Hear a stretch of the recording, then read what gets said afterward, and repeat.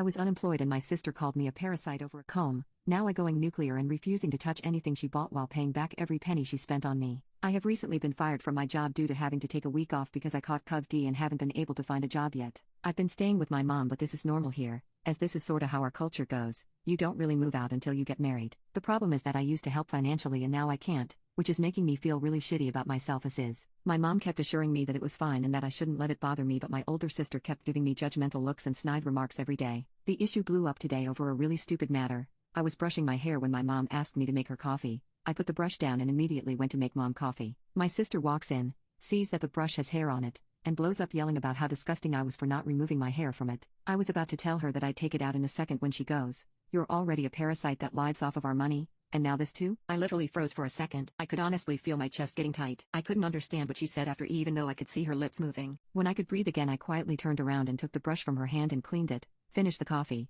and walked out so I could cry without anyone seeing me. I didn't speak to her, but when I went back to my room and took out everything that I knew was from her money, put it on her bed, and refused to let her return no matter how angry she got. I also have been refusing to eat or touch anything she brings home, and I even talked to a friend about moving in with her permanently. My sister kept saying it was just a joke and that I was just being my usual stupid self, but I knew her very well. When she gets angry, she tends to say exactly what she thinks of a person, and I don't want to depend on someone who would resent me for that. When I start working again, I plan to pay her back every penny she ever spent on me. My mom told me I'm being too prideful and mean and that if I keep this up, it'll break apart our bond, but honestly, I don't think I'm in the wrong here. Update: it's been about 6 months since that argument with my sister blew up over the hairbrush incident, and things have taken a pretty wild turn. I moved out a couple of weeks after that fight and stayed with my friend. It wasn't easy, but it was necessary. I just couldn't keep living under the same roof with someone who thought of me as a parasite. I mean, I get it. I wasn't contributing like I used to, but the way she said it, it cut deeper than she probably realized. Or maybe she did realize,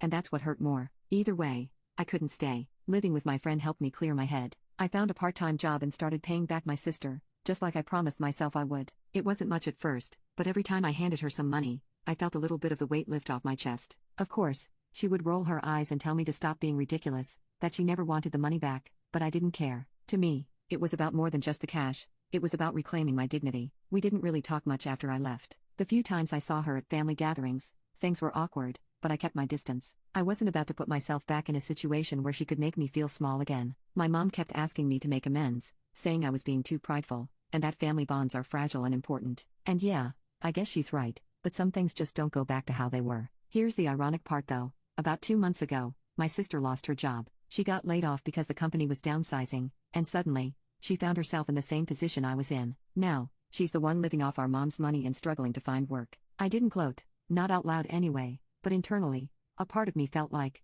well, now, you know what it feels like. She hasn't apologized for what she said that day, not directly, but her attitude towards me has definitely changed. She's quieter now, less quick to judge, and I can tell she feels embarrassed about the way things played out. I'm not saying I wish this on her, but it's funny how life has a way of flipping things around.